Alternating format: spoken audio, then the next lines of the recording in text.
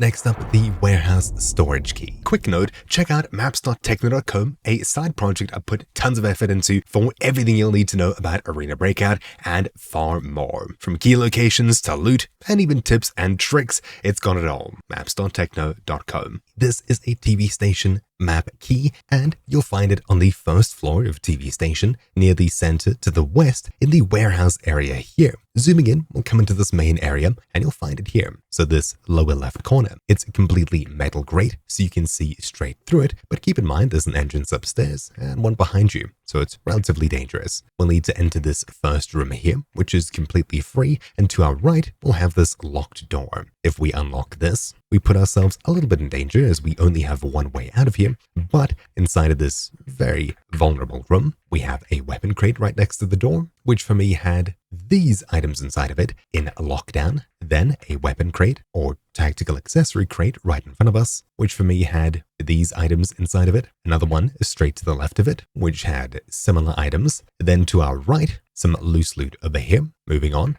another crate here. This one, a large weapon crate, has sometimes some good weapons. Looks like the new weapon here with Season 1 and some more random weapon bits. Then, moving further, another crate. This one, on the far side of the room from the main entrance, is the premium weapon case. Inside of here, well, not too much. Suppose that's better than nothing. Yeah. Then, moving further to the left, I don't think there's anything more besides this last jacket here, which for me had this inside. So ultimately, it's not a bad room. It's good if you're looking for weapon parts in particular. With only one entrance, it's super vulnerable and oftentimes really dangerous. Anyways, hopefully you found this video useful. Thank you for watching. My name's been Troubleshoot, and I'll see you all next time. Ciao.